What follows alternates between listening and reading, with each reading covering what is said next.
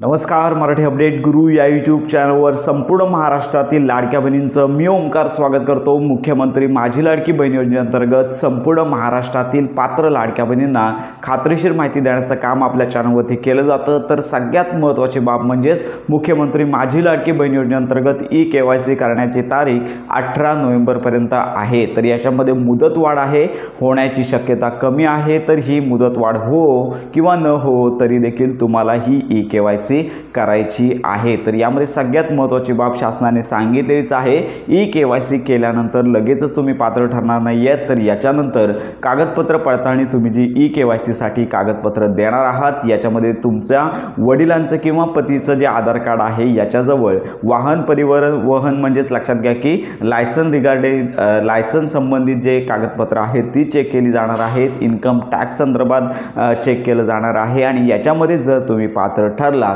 तर तुम्हाला पुढील महिन्याचा म्हणजेच नोव्हेंबर महिन्याचा लाभ दिला जाणार आहे आणि ही KYC ची प्रोसेस आत्ता देखील सुरू आहे। तर अशा प्रकारे ही तुम्हाला ई-KYC करायची आहे आणि तर सगळ्यात महत्त्वाची बाब म्हणजेच ई-KYC केल्याचा स्टेटस तुम्हाला एकदा चेक करायचा आहे, जेणेकरून तुम्हाला तुमची खात्री नक्की होऊन जाणार आहे। तर ई-KYC चा स्टेटस आहे तो कसा चेक करायचा हे सोपी पद्धत आहे। याच्यासाठी फक्त तुम्हाला तुमचा आधार नंबर लागणार आहे, OTP ची काहीही गरज लागणार नाही। तर तुम्हाला फक्त मुख्यमंत्री माझी लाडकी बहीण योजनेची जी अधिकृत वेबसाईट आहे याची लिंक आपल्या व्हिडिओच्या डिस्क्रिप्शन बॉक्समध्ये आहे।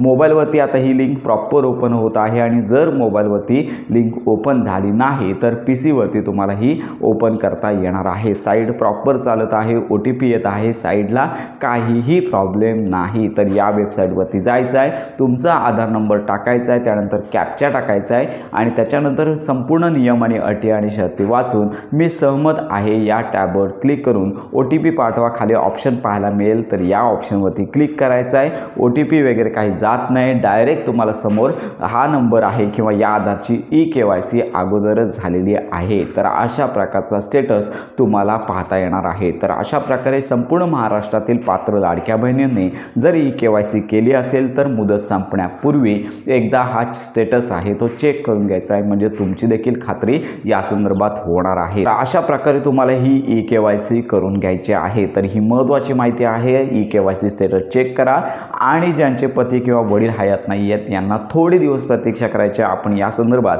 डिटेल माहिती पर व्हिडिओ 12 तारखेनंतर देणार आहोत। याच्यामध्ये जर ऑप्शन आला तर आनंदाचीच बातमी आहे, आपण वारंवार हा ऑप्शन चेक करत आहोत परंतु अजून हा टॅब उपलब्ध झालेला नाही। तर अशा प्रकारे ही महत्त्वाची माहिती संपूर्ण महाराष्ट्रातील लाडक्या बहिणींपर्यंत नक्की शेअर करा। तुमच्या जर काही शंका असतील तर व्हिडिओच्या कमेंट बॉक्समध्ये नक्की कळवा, संपूर्ण आणि माहिती आणि मदत तुम्हाला दिली जाणार आहे। तर अशा प्रकारे योजनांसंदर्भात खात्रीशीर माहितीसाठी आपल्या मराठी अपडेट गुरु या यूट्यूब चॅनलच्या कनेक्टमध्ये राहा।